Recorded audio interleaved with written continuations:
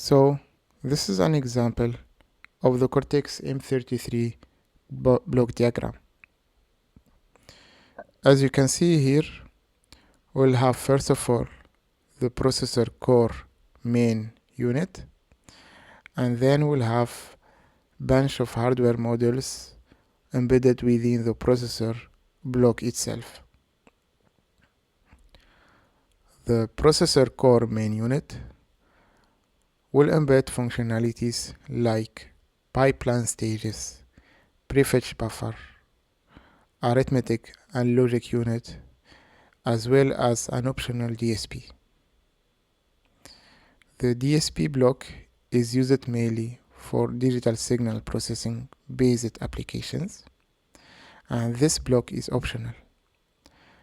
Hence, we may decide during the synthesize of our Cortex-M33 microprocessor to have or not an embedded DSP. Now, if we go outside the scope of this core unit, we will have a bunch of hardware modules embedded within the M33 processor block. Some of those modules will be used for debugging and tracing, like those ones.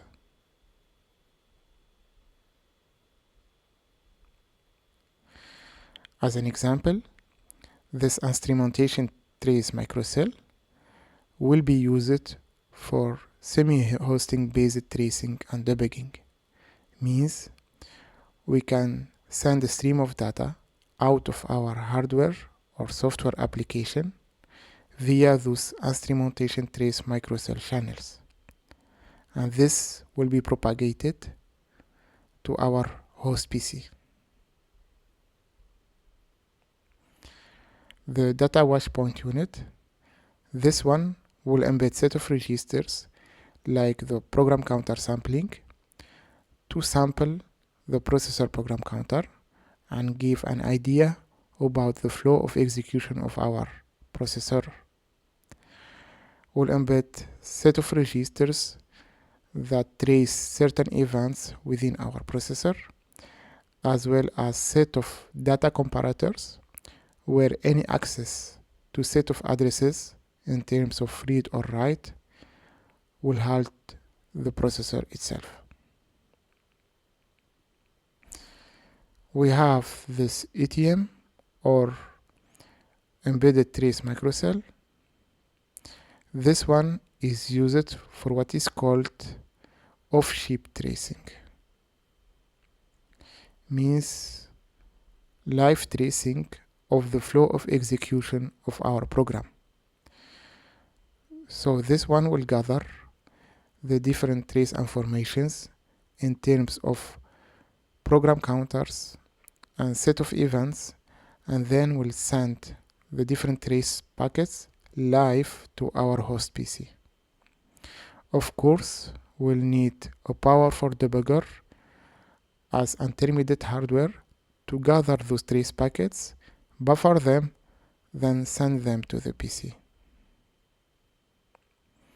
On the other side, if we want to do what is called on-chip tracing, means we buffer those trace packets within the target hardware itself, then we'll need this microtrace buffer or something similar to buffer those trace packets and store them. And later on, we can read those trace packets via JTAG interface or via any kind of communication protocol that has access to this buffer. This one is faster to trace the flow of execution compared to this one. However, this ATM interface creates certain timing challenges to our host application and debugger. We have as well what is called cross-trigger interface. This one is playing the role of matrix and interconnect between the different trace hardware modules within our processor. So the different events that are coming out of those modules will be centralized here, then will be propagated later on to the host. For debugging, we will have a dedicated breakpoint unit. This one will embed set of hardware comparators where we can specify the addresses that we want our processor to halt once we have a match between the PC and the comparator content. This is the basic concept on how our hardware breakpoints are working. So once we have a match between the PC and those pre-configured comparators, then a certain request or halt request will be propagated to our CPU, and this one will be halted based on those requests. Of course, we will have an optional FPU or floating point unit. This is mainly used for floating point unit arithmetic computing. For interrupts management, we'll have this NVIC or nested vector interrupt controller. This allows the management of the different interrupts requests and lines in terms of enabling and disabling, as well as tracking the state of those interrupt lines, if they are pending, active, or not active. We'll have as well a dedicated unit to wake up our processor core from sleep mode. So this one may gather set of inputs, signals, and lines, and based on these events, it may decide to wake up the core out of the sleep mode. For memory protection, and this is similar to what we have on previous Cortex-M microprocessors, we can create regions,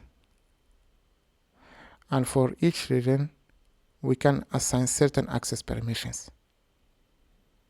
And hence, if we try to access those regions and there is a mismatch between the access permissions and the access request coming from our CPU, then the MPU will return an error to the CPU core, and this one will trigger a memory management fault.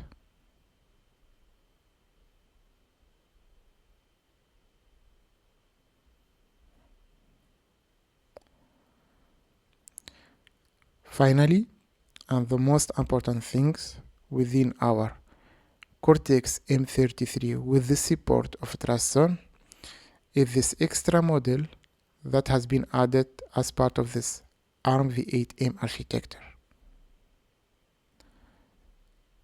This one may involve the support of additional hardware modules like the Security Attribution Unit, as well as the implementation Defined Attribution Unit. Those ones are needed to create kind of repartitions of our memory map or address space between secure, non-secure, and non-secure callable. And of course, we'll have management of the security state of our CPU core, if it is insecure or non-secure. So as you can see here, most of those blocks are just a legacy coming out of the previous Cortex-M microprocessors. Of course, we'll have certain modifications that has been involved and done to those modules, but overall functionalities are the same. However, the major difference that will be our main focus on this course will be this TrustZone. This is a totally new concept compared to the previous Cortex-M microprocessors.